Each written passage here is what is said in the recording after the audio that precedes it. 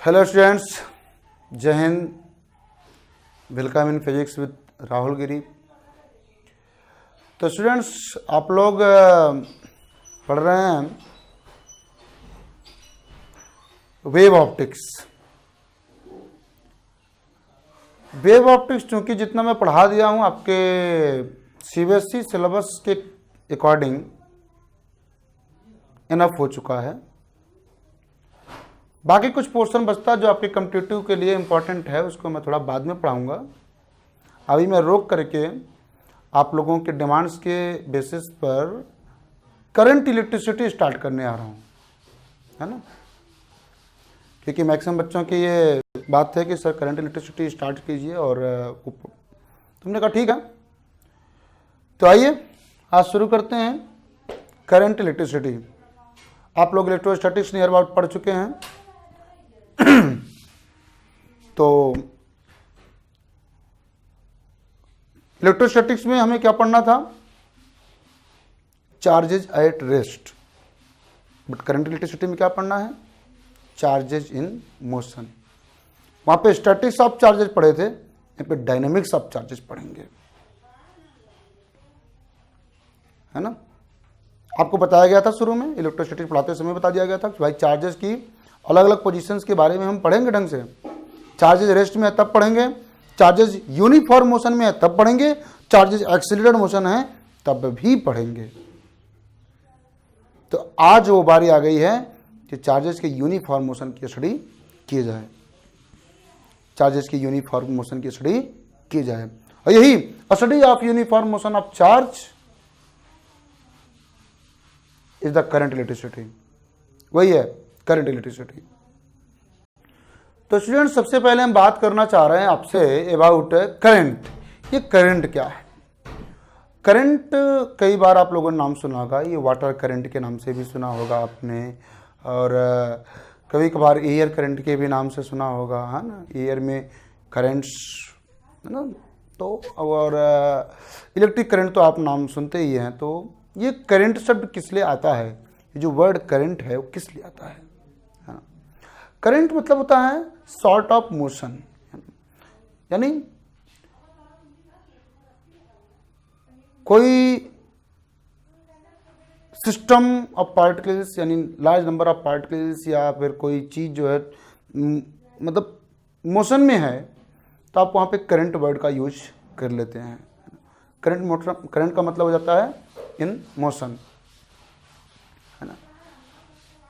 जैसे वाटर बहुत तेजी से फ्लो हो रहा है, वाटर मॉलिक्यूल्स बहुत तेजी से भागते हुए जा रहे हैं, एक के पीछे दूसरा, एक दूसरे के पीछे तीसरा, ऐसे भागता हुआ वाटर मॉलिक्यूल्स काफी स्पीड में जा रहे हैं, तो आप वहां पे उसे वर्ड यूज कर सकते हैं, वाटर करंट जा रही है ना। यहाँ पे हाई वाटर करंट की वजह से जो है यहाँ पे कोई ये कैजुअलिटी हो गई, ये क्या हो गया, जो भी। ऐसे भी एयर करंट में, एयर में भी जहाँ पे आप देखिए कि साइक्लोन वगैरह आते हैं, तो वहाँ पे वर्ड यूज कर देते हैं ना, यहाँ पे एयर करंट काफी फास्ट थी, जिसकी वजह से प्रॉब्लम्स हुई, जो भी है। उसी प्रकार से चार्जेस की बात आ जाती है। चार्जेस जब मोशन में हुआ करते हैं, चार्ज पार्टिकल्स एक के पीछे दूसरा, दूसरे के पीछे तीसरा, ऐसे charge particles, large number of charge particles एक दूसरे के पीछे भागते हैं, तो ऐसे मोशन ऑफ चार्जेस को इलेक्ट्रिक करंट कहते हैं। क्या कहते हैं? Electric current.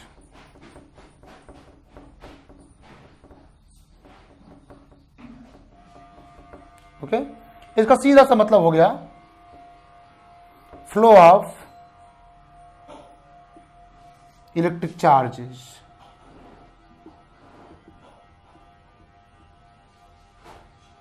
इलेक्ट्रिक चार्जेस के फ्लो को हम लोग जो है सीधा सीधा इलेक्ट्रिक करंट कहते हैं।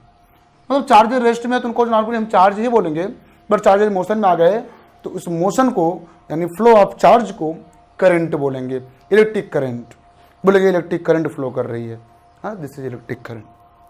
ओके स्टूडेंट्स, तो flow of charge known as electric current. तो स्टूडेंट्स, इस प्रकार से हम लोगों ने ये बात समझ लिया कि flow of charges in a conductor, flow of charges in a conductor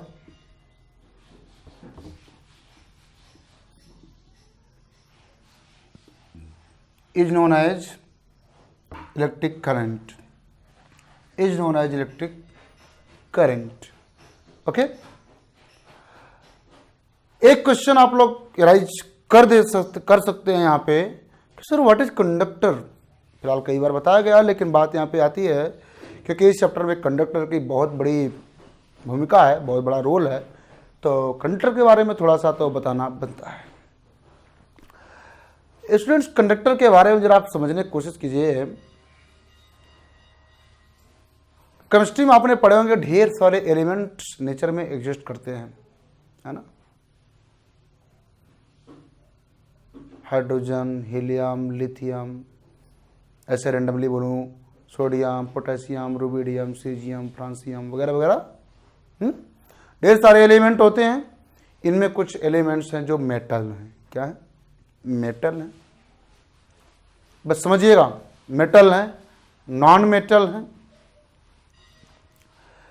metal की बात जरा आप करिए तो मेटल्स ऐसे एलिमेंट्स हैं जिनके लास्ट सेल में, जिसे आप बैलेंस सेल भी कहते हैं, 1 और 2 इलेक्ट्रॉन्स या 3 इलेक्ट्रॉन्स हुआ करते हैं। मैक्सिमम केस में 1 और 2 और 3 electrons exist in last cell, that is balance cell of the metals. Metals are normally कुछ एलिमेंट्स हैं जिनके लास्ट सेल में 1 और 2 और 3 इलेक्ट्रॉन्स एग्जिस्ट करते हैं। जैसे सोडियम हो गया, सोडियम का एटॉमिक नंबर क्या है? 11। इलेक्ट्रॉनिक कॉन्फ़िगरेशन 281 होता है, तो लास्ट सेल में 1 इलेक्ट्रॉन। आपने ऐसा पढ़ा होगा केमिस्ट्री में ही, जिन एटम्स के लास्ट सेल में यानी वैलेंस सेल में 1 और 2 इलेक्ट्रॉन हुआ करते हैं, उनकी टेंडेंसी होती है कि इन इलेक्ट्रॉन्स को लात मार के बाहर भगा के ऑक्टेट कंप्लीट कर लिया जाए। उनकी टेंडेंसी होती है कि इन इलेक्ट्रॉन्स को बाहर भगाया जाए, किसी भी प्रकार से बाहर भगाया जाए। कहेंगे सर वो ऐसा सोचते तो नहीं है। सोचते तो न्यूक्लियस उन पर फोर्स लगा के बांध के न रखता। भाई वो सोचे या ना सोचे, हम तो सोच रहे हैं ना, तो सोचे हम लोग। क्यों? क्योंकि they require least amount of energy to the electrons of such atoms require least amount of energy to come out from the parent atom. इनको बहुत कम एनर्जी देने की जरूरत होती है। इसका मतलब यह है कि इन पर बाउंडेशन जो होता है वो बहुत ही कम होता है, बहुत ही कम होता है। तो हम लोग अपने लैंग्वेज में ऐसा बना लेते हैं कि ये एटम्स चाहते हैं कि ये इलेक्ट्रॉन्स निकल जाएं और ये ऑक्टेट कंप्लीट कर लें। क्या कंप्लीट कर लें? ऑक्टेट। लास्ट सेल में 8 इलेक्ट्रॉन। तो ओवरऑल स्टूडेंट्स, हमारे से कहने की बात यह है कि metals या the elements having 1 or 2 or 3 electrons in last shell have a tendency to lose electron. Therefore they can lose electron very easily. Even at room temperature they lost their electrons from the parent atom. ये अपने last cell के electron को loss कर देते हैं, छोड़ देते हैं, निकालने देते हैं। क्योंकि टेम्परेचर बढ़ता है तो इनकी एनर्जी बढ़ती है तो बाहर निकलने की टेंडेंसी और तेज हो जाती है और चांस बन जाता है कि निकल जाते हैं। तो ये मेटल यानी कुछ ऐसे सब्सटेंसेस हैं जिनमें इलेक्ट्रॉन्स का अपने पैरेंट एटम से बाहर निकलना बहुत आसान होता है, और ऐसे एटम से, ऐसे एलिमेंट से बने बॉडीज को कंडक्टर बोलते हैं। क्या बोलते हैं? कंडक्टर बोलते हैं। क्यों? जरा सोचिएगा, ऐसा क्यों? ये निकलते हैं तो जाते कहां हैं? माना कि ये कोई मेटल है, आयरन है, कॉपर है, वगैरह वगैरह कुछ भी अगर ये है, तो इसके भीतर जो एटम है वो इलेक्ट्रॉन निकलेगा तो जाएगा कहां? क्या बाहर एटमॉस्फेयर में आ जाएगा? क्वेश्चन राइज होता है। नहीं, ये इलेक्ट्रॉन बाहर एटमॉस्फेयर में आ जाएगा ऐसा नहीं है। समझ रहे हैं? क्यों? क्योंकि देखो भाई, एटम से बाहर निकलना अलग बात होती है और पूरी बॉडी से बाहर निकल जाना अलग बात होती है। इसको समझते हैं। आप पढ़े होंगे केमिस्ट्री में सॉलिड स्टेट चैप्टर में कि इनका कंस्ट्रक्शन कैसे होता है, एटम्स का अरेंजमेंट किसी लैटिस में, किसी क्रिस्टल में कैसे होता है। आप जरा एज्यूम कीजिए कि ऐसे स्फेरिकल एटम्स होंगे, ऐसे एक दूसरे के कांटेक्ट में ऐसे होंगे, तो इन एटम्स के बीच में देखिए कुछ ना कुछ स्पेस बचता है, एटम्स के बीच में कुछ ना कुछ स्पेस बचता है, एटम्स के बीच में कुछ ना कुछ स्पेस बचता है। ऐसे एटम्स की कई ढेर सारी लेयर्स होती हैं तो पूरा एक यूनिट बन जाती है, ऐसे ढेर सारी यूनिट्स मिलकर के पूरी बॉडी बना देती है ना। एटम्स या मॉलिक्यूल्स के बीच में ऐसे कुछ ना कुछ स्पेस बचते हैं, तो एटम से जब इलेक्ट्रॉन निकलेगा तो इन्हीं स्पेसेस में रन करेगा, फ्रीली रन करता है, एकदम फ्रीली। कहीं सर अभी आप तो करंट की डिफिनेशन बताने वाले थे, आप तो पूरा मैकेनिज्म लेके चले गए। कोई बात नहीं स्टूडेंट्स, आराम से डिफिनेशन तो पढ़ लेंगे, प्लस समझने की कोशिश तो करें कि कंडक्टर का काम क्या होता है, कैसे कंडक्टर काम करता है, हाँ? तो मैंने बता दिया कि उसमें कुछ न कुछ इलेक्ट्रॉन होते हैं, लेकिन फिर वो कहाँ से आते हैं, तो एटम बताना पड़ रहा है भैया वो एटम से आते हैं। क्यों एटम से आ जाते हैं? क्या सारे एटम से निकल सकते हैं? क्या ये जो इधर लास्ट में है क्या बोलते हैं नाइट्रोजन वगैरह गैसेस, उसके भी एटम से इलेक्ट्रॉन आसानी से निकल जाएंगे? कार्बन में भी क्या ऐसी बात होती है?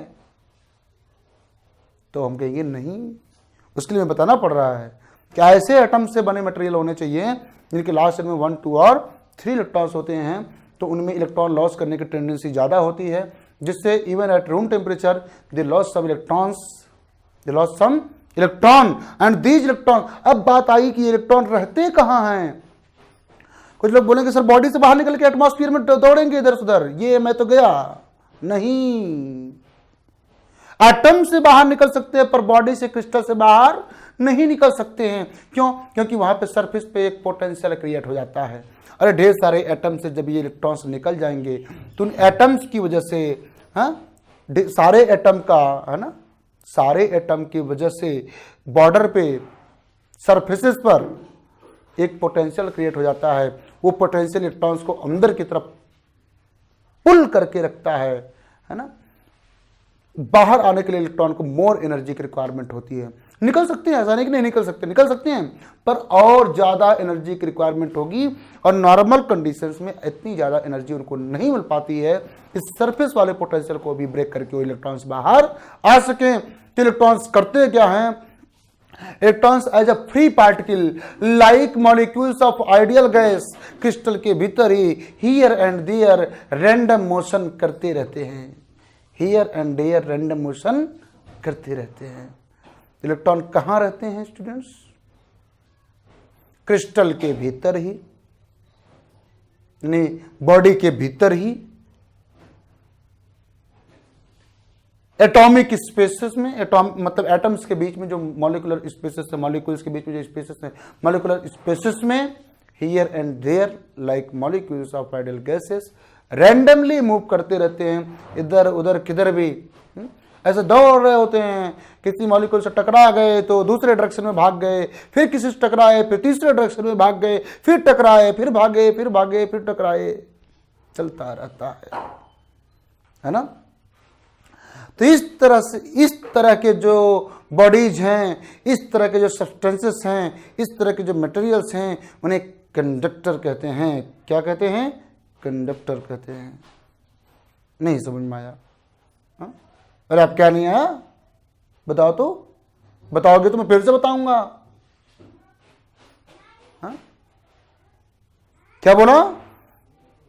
कि ऐसे मटेरियल्स, ऐसे सब्सटेंसेस जिनके अंदर कुछ फ्री इलेक्ट्रॉन्स, कैसा नया नाम बोल दिया आपने? हाँ, ये इलेक्ट्रॉन जो अपने पेरेंट एटम से निकल करके क्रिस्टल के भीतर इधर से उधर मूव करने के लिए फ्री हो गए हैं, उन्हें फ्री इलेक्ट्रॉन्स कहते हैं। क्या कहते हैं? Free electrons. The electrons in substances which are free from their parent atom to move inside the crystal from here to there, which is free to move here and there are known as free electrons. उन्हें क्या बोलते हैं? Free electrons बोलते हैं। The substances having large number of free electrons inside it are known as conductors, are known as conductors. तो कहेंगे sir free electron होते हैं तो इनको कंडक्टर क्यों बोलते हैं? कंडक्टर कम नाम से पता चला है कि कुछ जो चीज कंडक्ट कर रही हो। हां, सही समझ रहे हैं। कंडक्टर का मतलब हो रहा है कुछ कंडक्ट करना, कुछ अपने में से फ्लो कराना। ये कंडक्टर फ्लो कराता है, क्या फ्लो कराता है? Electric current. क्या? Electric current. कहेंगे कैसे? कहेंगे जरा आप लगाइए पोटेंशियल डिफरेंस। ये क्या है? तो आपने इलेक्ट्रोस्टैटिक्स में इलेक्ट्रिक पोटेंशियल नाम का टॉपिक पढ़ा है ना। बॉडी को चार्ज देते हैं तो इस पे पोटेंशियल आता है ना। बॉडी को चार्ज बढ़ाते जाते हैं तो बॉडी का पोटेंशियल बढ़ता जाता है। तो बॉडी को चार्ज देते गए तो बॉडी का पोटेंशियल बढ़ता गया।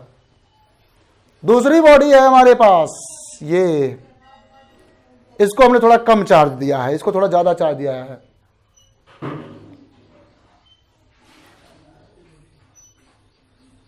लेकिन दोनों का पोटेंशियल चार्ज पे ही डिपेंड करे जरूरी नहीं है, शेप अथवा साइज पे भी डिपेंड करता है। ऐसा भी हो सकता है कि इसको हमने ज्यादा चार्ज दिया है फिर भी इसका पोटेंशियल कम हो, और ऐसा भी हो सकता है कि इसको हमने कम चार्ज दिया है फिर भी इसका पोटेंशियल ज्यादा हो। कहें सर ये बात तो समझ में नहीं आ रही है। जिसको कम चार्ज, जिसको ज्यादा चार्ज दिया उसका पोटेंशियल ज्यादा होना चाहिए, जिसको कम चार्ज दिया उसका पोटेंशियल कम होना चाहिए। अरे पागलों, इलेक्ट्रिक पोटेंशियल, ये कोई स्फीयर है, इसकी रेडियस आर है, इसको चार्ज क्यू दिया गया, v equal to 1/4 pi epsilon naught into Q by R. इसका पोटेंशियल के लिए फार्मूला यही ना पढ़ा है?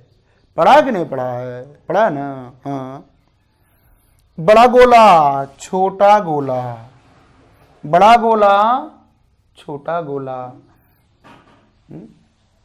इसकी रेडियस आर डैश, इसको भी चार्ज दिया क्यू, इसका पोटेंशियल बनेगा v equal to 1/4 pi epsilon naught Q by R dash.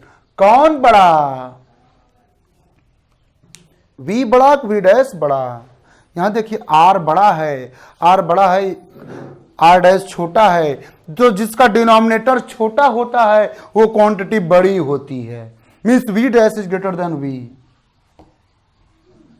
तो यकीन आया, v dash is greater than v।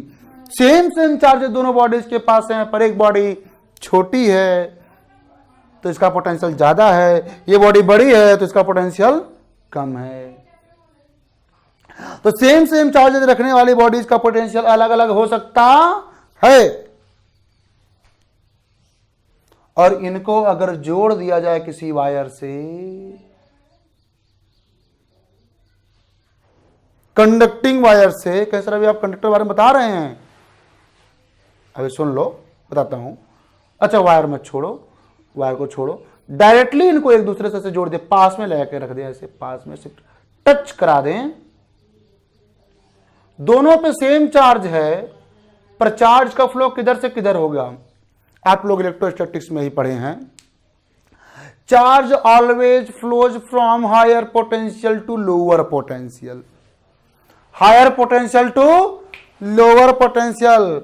मतलब इस वाली बॉडी से चार्ज इधर आएगा, कब? तब तक आएगा जब तक कि दोनों बॉडीज का पोटेंशियल सेम ना हो जाए। मींस एक बॉडी से दूसरी बॉडी की तरफ चार्ज का फ्लो तब होता है जब उनके बीच में पोटेंशियल का डिफरेंस, यानी पोटेंशियल डिफरेंस होता है। Charge moves from one body to another only due to potential difference. It does not depend on the value of और अमाउंट ऑफ चार्ज। ये चार्ज के अमाउंट पे डिपेंड नहीं करता है। Flow of charge depends on potential difference between the two bodies. इसको एक mechanical example से आप समझने की कोशिश कीजिए। माना कि हमारे पास दो पाइप है, एक इतनी मोटी और दूसरी इतनी पतली, है ना। दोनों में सेम अमाउंट का वाटर, दोनों की लेंथ हमने सेम ले रखा है। ये देखिए इतनी लेंथ में मान के चलूं, दोनों की लेंथ हमने सेम ले रखा है। दोनों में हम सेम अमाउंट ऑफ वाटर डालेंगे तो किसमें वाटर का लेवल ऊपर होगा? सेम अमाउंट में वाटर डालेंगे तो जो थिन है उसमें वाटर लेवल हाई होगा, उसमें वाटर लेवल हाई होगा। पक्का? क्लियर? माना कि हमारे पास दो कंटेनर है, एक बड़ा मोटा सा कंटेनर है, हाई रेडियस वाला सिलेंड्रिकल कंटेनर, और दूसरा एक थिन कंटेनर है, एक थिन कंटेनर है। थिन कंटेनर में हमने दोनों की हाइट भी बराबर है, दोनों की हाइट भी बराबर है। थिक कंटेनर, थिन कंटेनर, दोनों की हाइट बराबर है। थिन वाले कंटेनर में भी हमने 40 लीटर पानी डाला और थिक वाले कंटेनर में भी हमने 40 लीटर पानी डाला। थिन वाले में भी 40 लीटर और थिक वाले में भी 40 लीटर, दोनों में सेम अमाउंट में पानी डाला। कुछ नजारा कैसा होगा?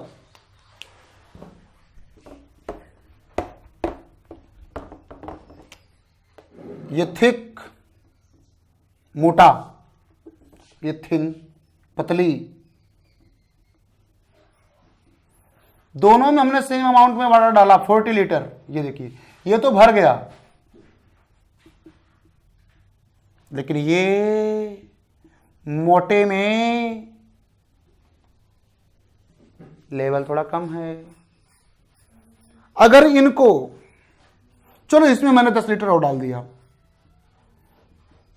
इसमें 40 लीटर पानी है और इसमें 50 लीटर पानी है।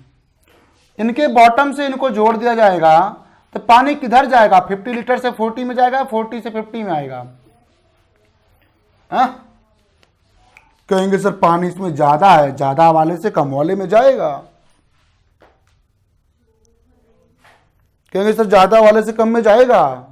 अरे कभी करके देखो, ऐसा होता ना तो नीचे तालाब, ऊपर 500 लीटर की टंकी, दोनों को पाइप से जोड़ते तो पानी तालाब से टंकी में जाता। लेकिन उल्टा होता है, टंकी से तालाब में, तालाब के समुद्र से जोड़ दो यार। इनफाइनाइट अमाउंट ऑफ वाटर समुद्र से जोड़ दो, सी में सीधा टंकी से जोड़ दो, लेकिन फिर भी वो 500 लीटर वाली टंकी अपना पानी पूरा का पूरा समुद्र को दे देगी। समुद्र एक भी बूंद पानी टंकी को नहीं दे पाएगा। तो flow of water does not depend on it's amount in a body, it depends on the level of the water in the body. Body में वाटर का लेवल क्या है? It depends on level, it doesn't depend on amount. Level पे depend करता है। किस पे depend करता है? लेवल पे, है ना। वो 500 लीटर वाली टंकी हाइट पे रखी है, छत पे रखी, हाइट पे रखी है, इसलिए उसने क्या किया, अपना पूरा पानी लो लेवल वाले सी को दे दिया। अब सी अभी ज्यादा हाइट पे होता, टंकी डाउन पे होती, गड्ढे में डाल दो उसको। अब जो है सी का पूरा पानी, सी का इतना पानी जाएगा, टंकी भी भर जाएगी, गड्ढा भी भर जाएगा। क्यों? क्योंकि उधर डाउन, लो लेवल डाउन हो गया। क्या डाउन हो गया? लेवल।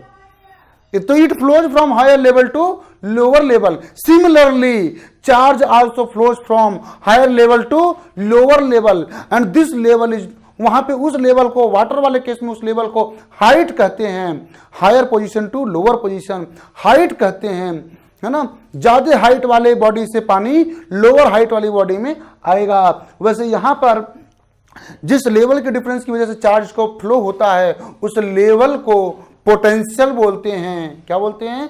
पोटेंशियल बोलते हैं। और दो बॉडीज का पोटेंशियल अलग अलग है तो उनके बीच में जो ये डिफरेंस है उसे पोटेंशियल डिफरेंस बोलते हैं। और दो बॉडीज के बीच में पोटेंशियल डिफरेंस होगा तो ही चार्ज का फ्लो होगा। क्या होगा? चार्ज का फ्लो होगा। The charge flows from one body to another only due to potential difference. Flow of charge between two bodies only depends on potential difference between them. It is independent of amount of charges present at the two bodies. Okay? तो ये potential difference की वजह से, किसकी वजह से? ये potential difference की वजह से फ्लो करता है। क्या? चार्ज। क्या फ्लो करता है? चार्ज फ्लो करता है। अब जरा स्टूडेंट्स थोड़ा और आगे विचार कीजिए। मैंने कहा कंडक्टर ऐसी बॉडीज हैं जिसमें फ्री इलेक्ट्रॉन्स एग्जिस्ट करते हैं, तो क्या इसमें से करंट फ्लो होगी? कहेंगे होगी, तभी तो इसको कंडक्टर कहते हैं।